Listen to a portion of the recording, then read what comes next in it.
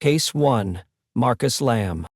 The screen opens inside a brightly lit Daystar telephone studio where cameras sweep across rows of flashing donation hotlines and a choir singing softly under the glow of stage lights. At the center of it all stands Marcus Lamb, gripping a microphone with the confidence of a man who believes heaven itself is tuning in. His voice rises with practiced urgency as he tells viewers that supernatural breakthrough is already moving through the airwaves. He paces slowly, insisting that God has whispered a specific financial number into his spirit, an amount that, if donated within the next 7 minutes, will unlock miracles no earthly power can stop. Call center workers nod along. The on-screen graphics pulse with phrases like debt freedom, healing release, and miracle seed. And as the clock ticks down, Lamb's tone tightens into a mixture of spiritual promise and emotional pressure, assuring viewers that blessings delayed are blessings denied. It's a moment engineered to stir desperation, hope, and urgency all at once. A moment that millions watched without realizing how deeply the financial machinery behind it all really ran. To understand how Marcus Lamb became the face of Miracle for Money broadcasting, you have to see the persona he constructed over decades. The charismatic healer, the prophetic voice, the man who positioned himself as a bridge between struggling believers and the supernatural intervention they longed for. Daystar wasn't just a television network.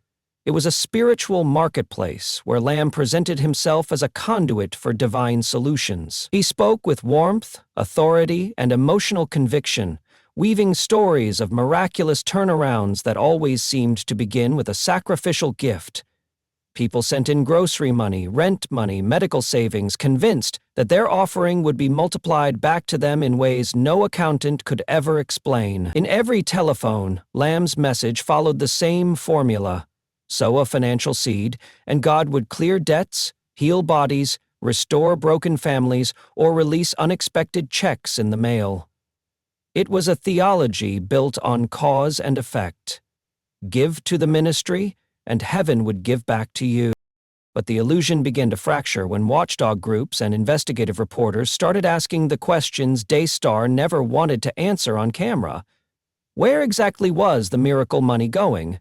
How many of the supernatural testimonies used during broadcasts could be verified? And why did financial records show staggering expenses that didn't match the ministry's public narrative of humble obedience? Researchers documented high-pressure fundraising tactics targeting elderly and low-income donors. Critics pointed to the network's growing collection of luxury properties, private jets, and executive perks funded through breakthrough offerings. Former staff described the internal culture as driven by financial goals rather than spiritual ones, where nightly donation totals mattered more than the people calling in. The scrutiny intensified when reports surfaced about Daystar's spending patterns, prompting deeper investigations and public criticism. Documents revealed the purchase of a multi-million-dollar jet, luxury renovations, and expenditures far beyond what most donors imagined when they dialed the hotline believing they were contributing to missions, humanitarian work, or community outreach. The contrast between the emotional telethon pleas and the behind-the-scenes financial reality ignited a wave of backlash. Viewers who once believed they were sowing seeds into sacred soil began questioning whether they had simply bankrolled extravagance under the banner of faith. The narrative shifted from one of divine blessing to one of manipulation, pressure, and profit. In the aftermath, Daystar's reputation took a noticeable hit. Journalists continued probing. Critics grew louder. Former supporters expressed disillusionment and betrayal, admitting they had given far beyond their means in the hope of supernatural change that never came. Lamb continued preaching, insisting the ministry operated with integrity, but the damage to public trust was already underway. For many, the telephone promise of miracle breakthroughs now carried a far more unsettling meaning. Not spiritual transformation, but the uncomfortable realization that they had been persuaded into equating faith with financial sacrifice. Marcus Lamb's message had always been that miracles were just one donation away. But once the investigations peeled back the curtain, that promise no longer sounded like divine revelation. It sounded like a business model. As the dust settles on the first case, it becomes clear that stories like this aren't isolated missteps. They form a pattern of spiritual authority twisted into financial pressure, where the language of faith becomes a tool to extract money from people desperate for hope. And if you're new here, welcome to Savage Case Files. This is where we peel back the glossy layers of religious performance and expose the stories many powerful figures hoped would stay buried. If you love deep-dive, true crime documentaries, unfiltered investigations, and the kind of storytelling that digs beneath the surface, go ahead and subscribe. There's plenty more coming, and each case in this series only gets more shocking from here. Case 2. Stephen Furtick.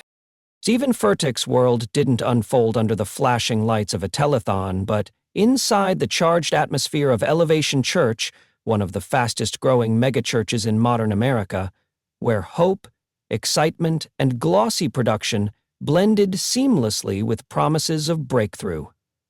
In the packed auditoriums where thousands gathered each weekend, Furtick preached miracle harvests and supernatural turnaround seasons, often linking them to the act of sacrificial giving. His sermons carried the rhythm and energy of a concert, the crowd rising to its feet as he declared that a seed sown in faith would unlock divine acceleration and financial transformation. People testified on stage about sudden job promotions, canceled debts, and unexpected windfalls, all spoken of as evidence that Furtick's harvest teaching really worked, especially when paired with strategic, faith-stretched donations. But as Elevation Church grew in fame and influence, so did the scrutiny surrounding these miracle-length financial appeals. Critics pointed out that while members were encouraged to sow boldly even when it hurt, Furtick's personal lifestyle, complete with a multi-million-dollar home and a ministry known for elaborate productions, seemed to benefit far more than the average congregant, who was told to expect miraculous return on their giving. Journalists and watchdogs highlighted a pattern. Emotionally charged services tied large financial gifts to breakthrough testimonies, creating pressure that left many donors feeling spiritually obligated to give far beyond their means. The backlash didn't come in the form of a criminal indictment, but through widespread public criticism, theological debates, and waves of online exposure questioning the ethics behind prosperity-styled miracle promises.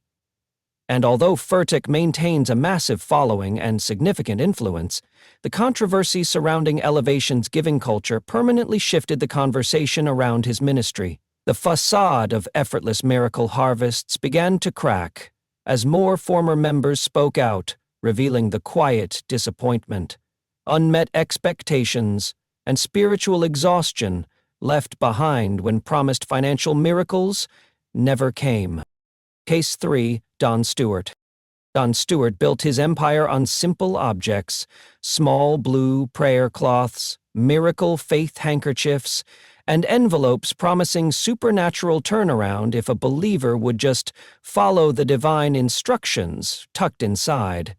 His broadcasts were designed to feel intimate and urgent, with Stewart leaning toward the camera as though he were speaking to one desperate soul at a time. He would describe stories of impossible healings, sudden debt cancellations, and last-minute financial breakthroughs, all said to have come from touching or sleeping with one of his anointed cloths.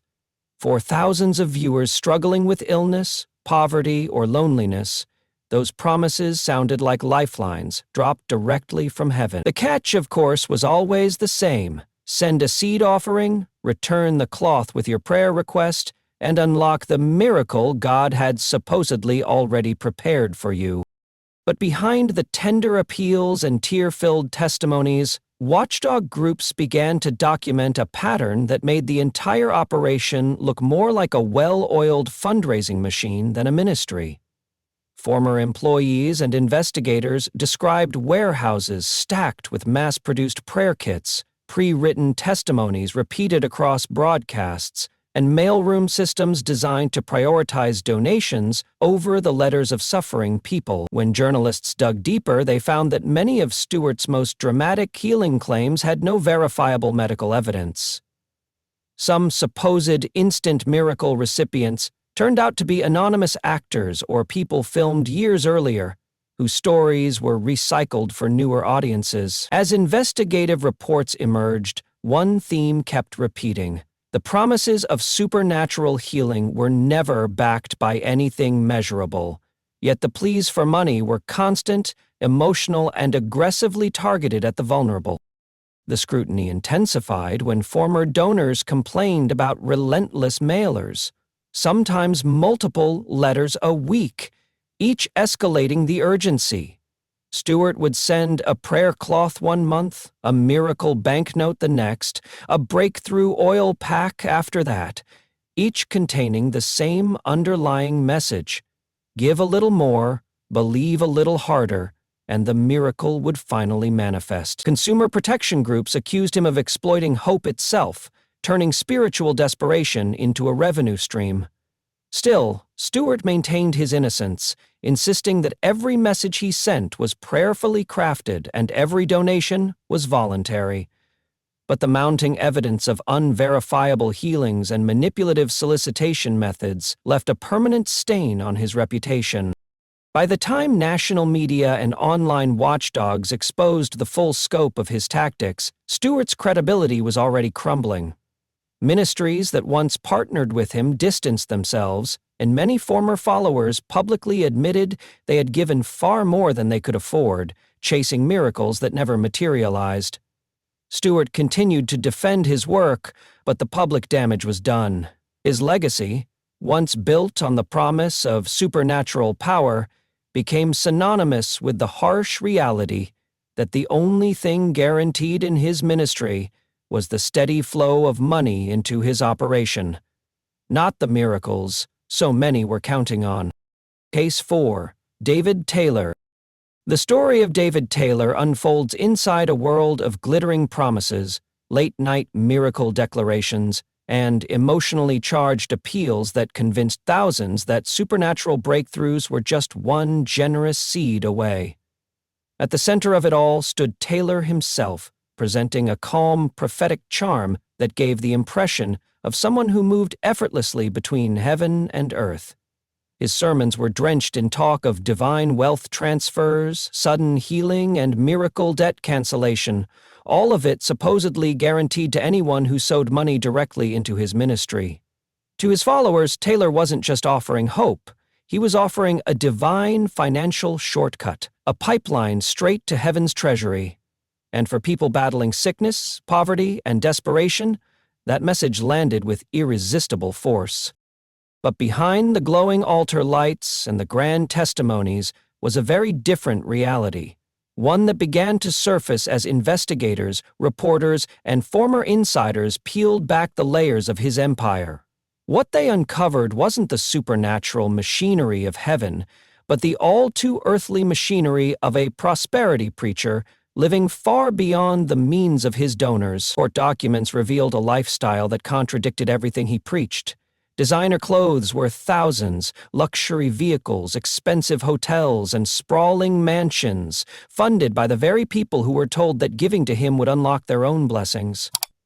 While followers tightened their belts and waited for the miracle harvest he promised, Taylor was photographed stepping out of high-end cars and furnishing his life with extravagance that had nothing to do with spiritual work. As the scrutiny intensified, testimonies from former staffers and ex-members made the picture even darker. They described high-pressure fundraising tactics disguised as spiritual warfare, long sessions where people were told that to hesitate in giving was to block their own miracle.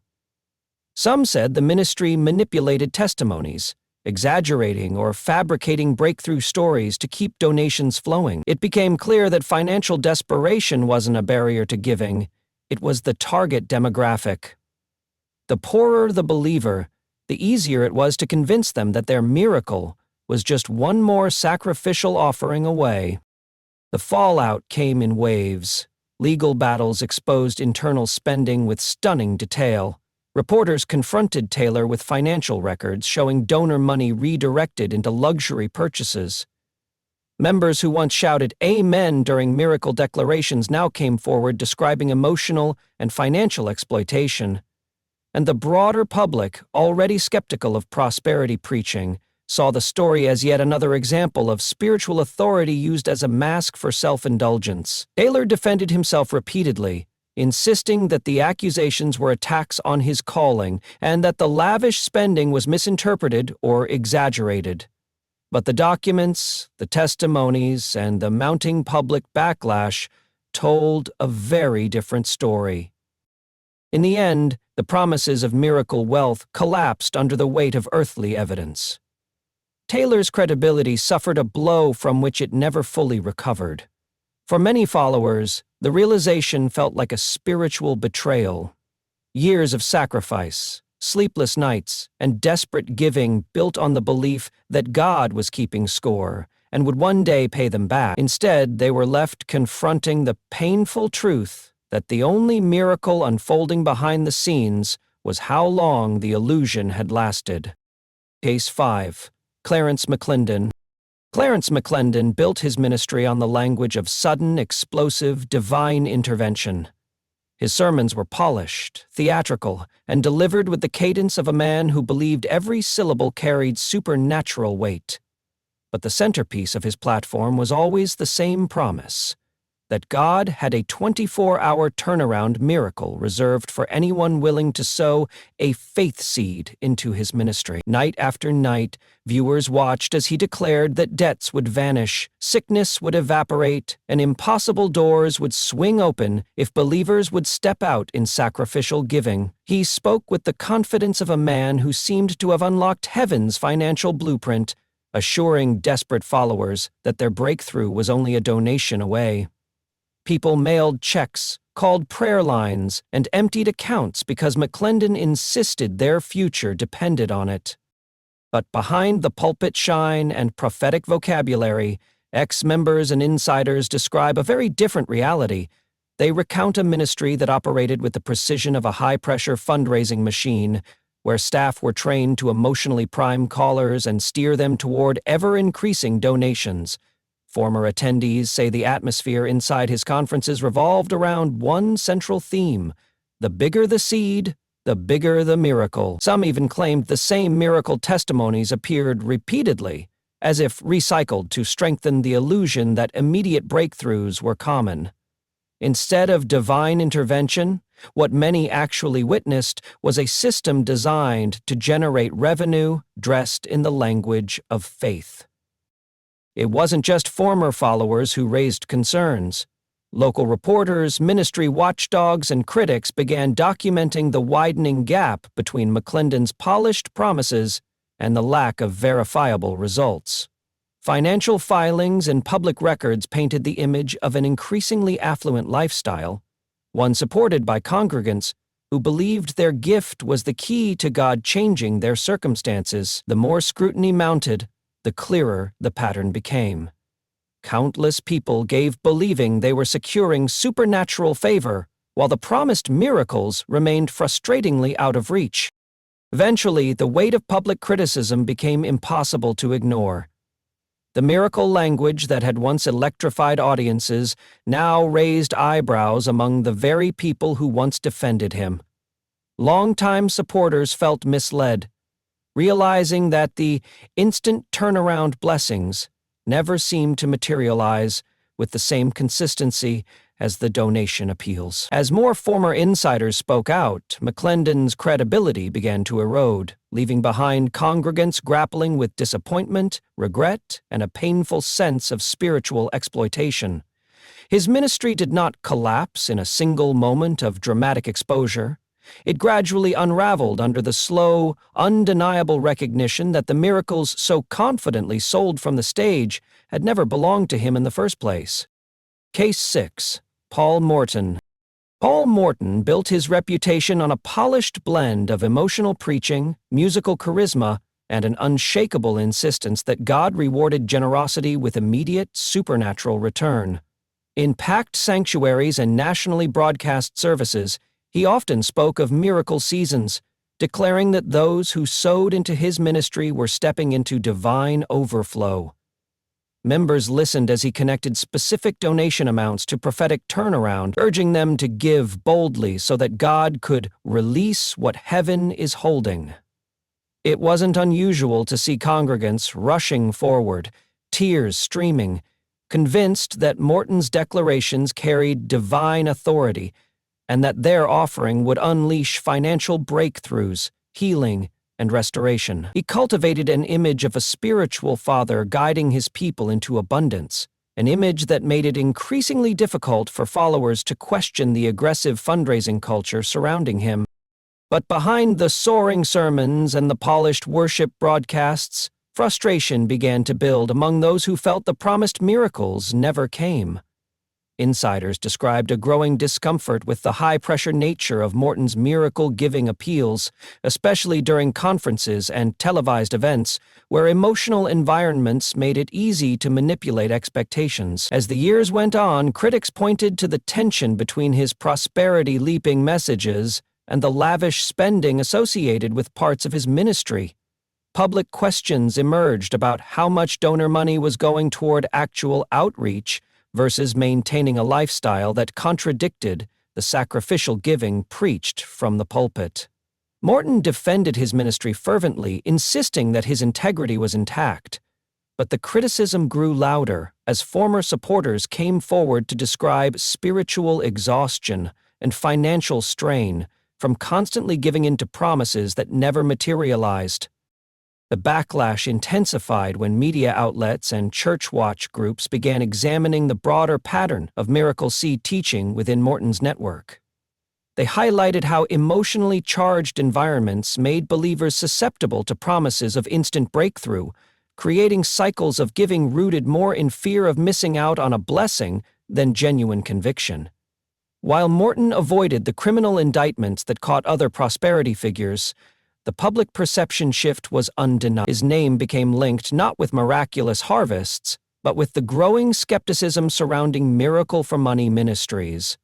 And as the spotlight widened, his critics argued that the true damage wasn't financial at all. It was the deep spiritual disillusionment experienced by believers who had handed over money they couldn't afford, only to realize the breakthroughs they were promised never had anything to do with God, but everything to do with the machinery of manufactured miracles. Case 7. Jesse Duplantis. Jesse Duplantis built his platform on the glowing promise that generosity opened the supernatural floodgates of heaven, and millions of viewers believed him. His sermons blended charisma, humor, and polished storytelling with a relentless message. If you sowed into his ministry, especially when the Spirit prompted you, God would return the blessing in unimaginable ways.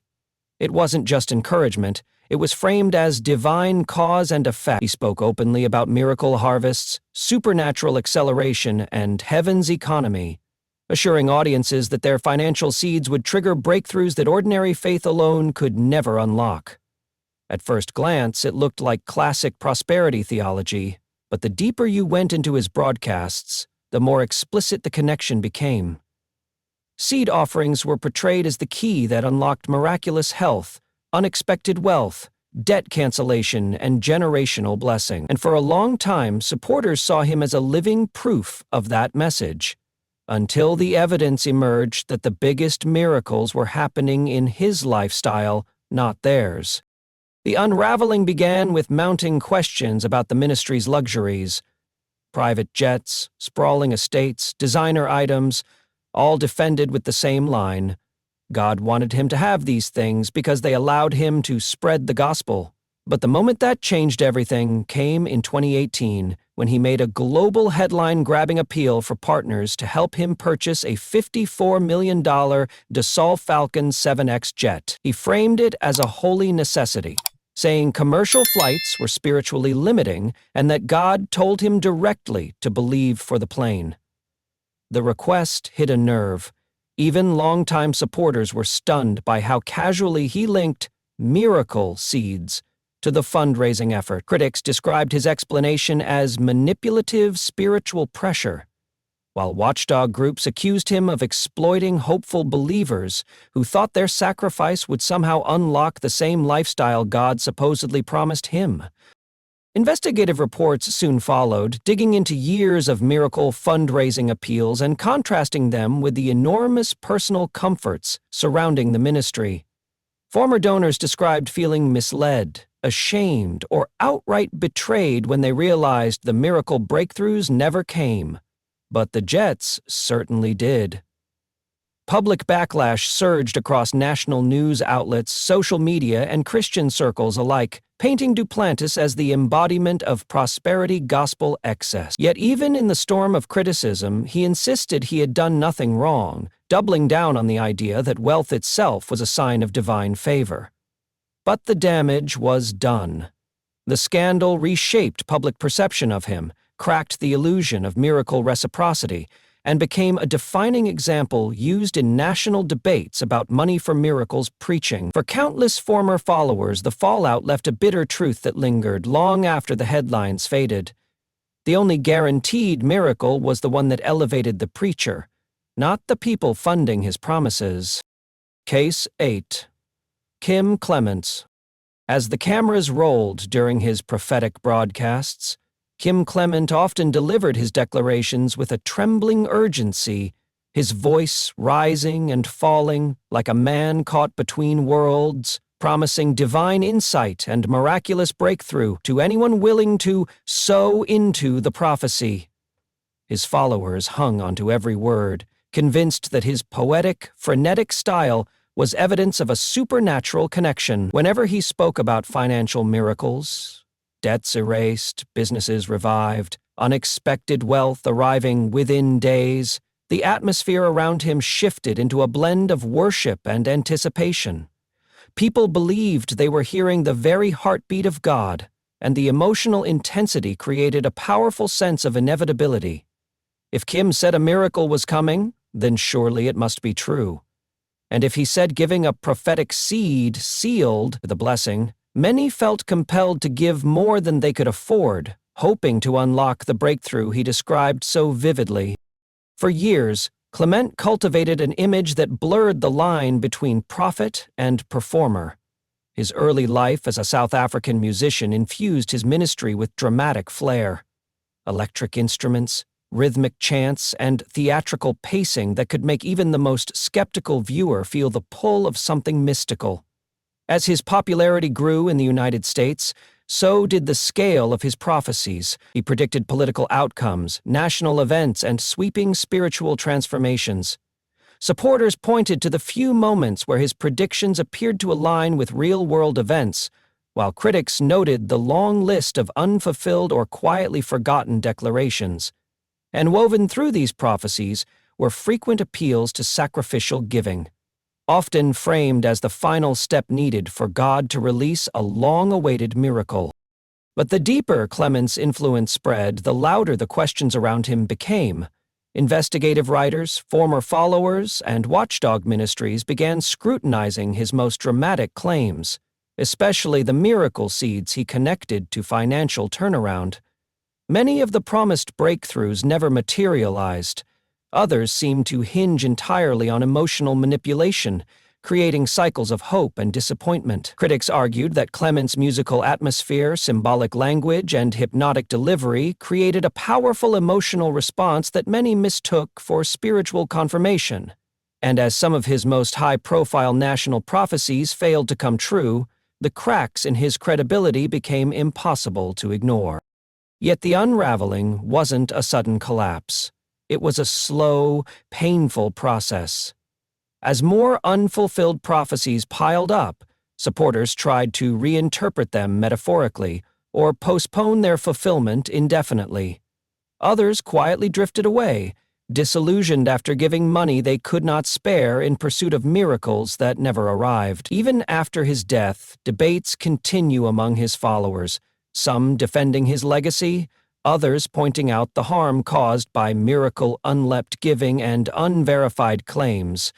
What remains undeniable is that Clement built a massive spiritual following on the promise of divine financial intervention. But the reality behind those promises left countless people questioning whether the miracles he described ever truly had anything to do with God at all.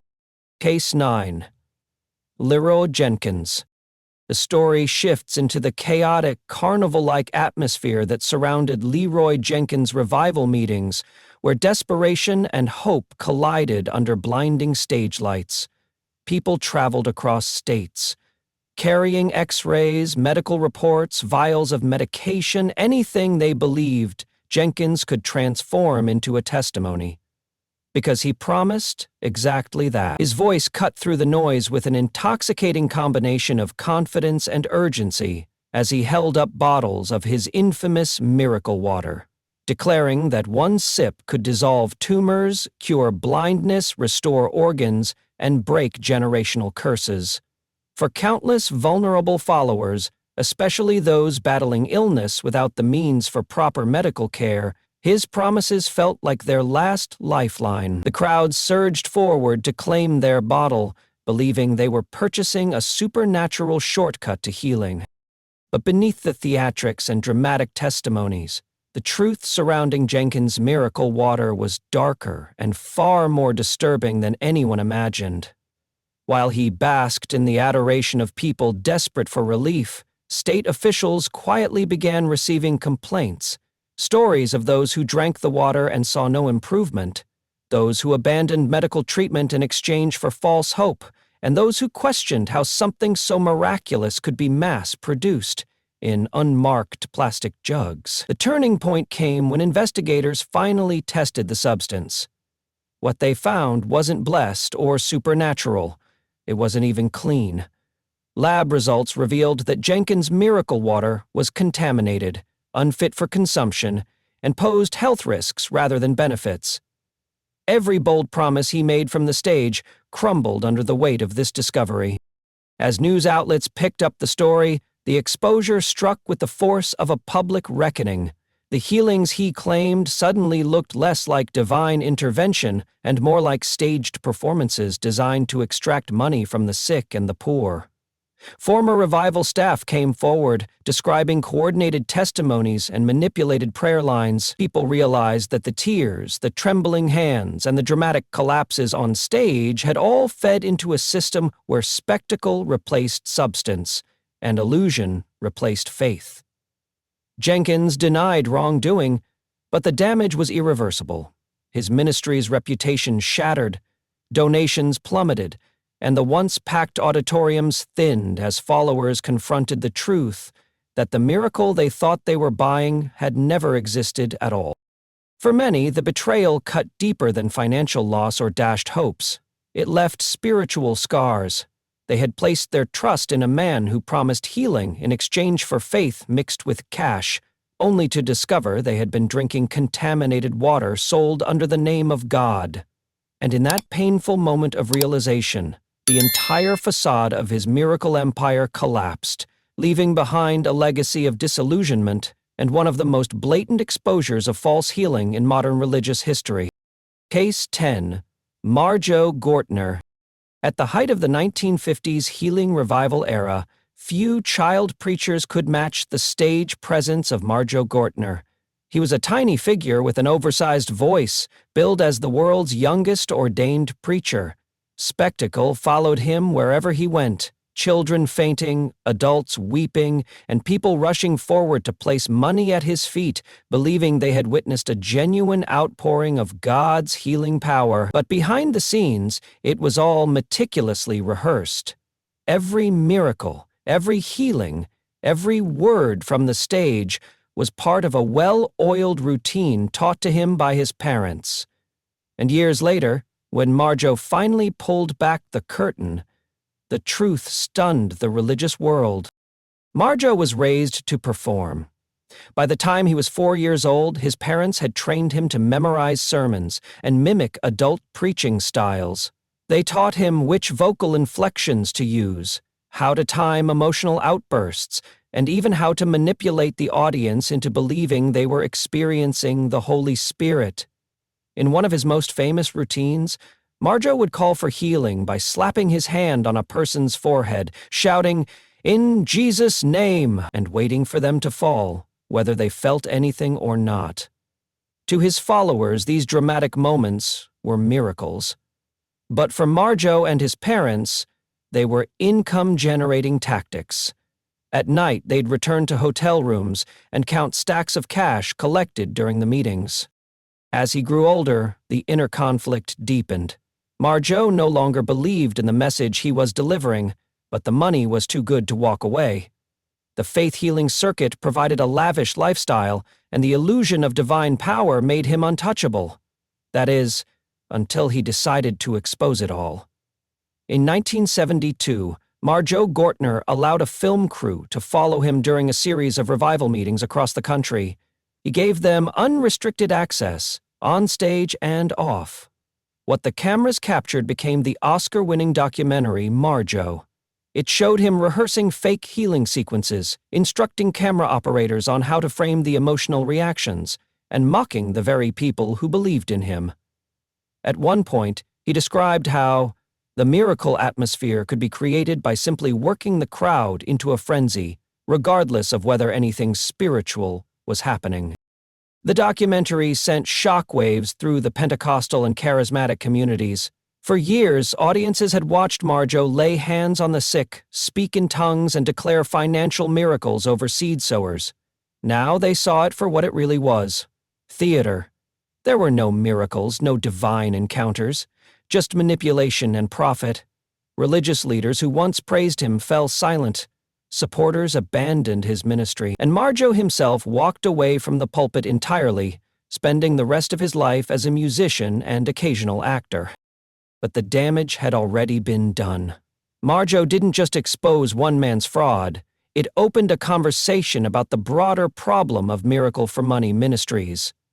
It forced people to ask hard questions about why they believed what they believed, and how easily spiritual hunger can be exploited by showmanship. And though Marjoe Gortner may not have faced legal consequences like others on this list, his confession stands as one of the most brutally honest revelations of manipulation in the history of modern religion. He may have walked away, but the legacy of what he exposed still lingers in every seed-asking, miracle-promising preacher that followed in his footsteps. In the end, every one of these stories reveals the same devastating pattern. Leaders who wrapped their messages in divine certainty, emotional promise, and supernatural possibility, only to use that influence to extract money from the very people who trusted them most. Whether it was a televised telethon promising instant breakthroughs, a prophetic word conveniently tied to a donation amount, or a staged healing meant to stir the crowd into giving more, each of these figures relied on hope as currency and expectation as leverage. What collapses after exposure isn't just the ministry, the brand, or the public image. It's the fragile faith of people who genuinely believed they were sowing into miracles. For many, the betrayal doesn't end when the scandal breaks. It lingers in the form of spiritual confusion, financial loss, and a shaken sense of trust. And yet, these stories continue to repeat themselves. Even after investigations, documentaries, news exposés, and criminal cases, new Miracle for Money promises keep finding their way onto stages, live streams, and pulpits across the world. That's why looking back at these cases matters, because the playbook hasn't changed.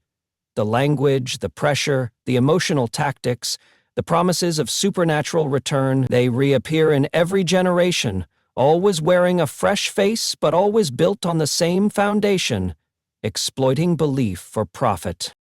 Now I want to hear from you. Which of these cases shocked you the most? And why do you think people continue to fall for Miracle for Money promises even today? Let me know in the comments below, and tell me whether you believe these ministries were calculated manipulation or sincere belief gone dangerously wrong.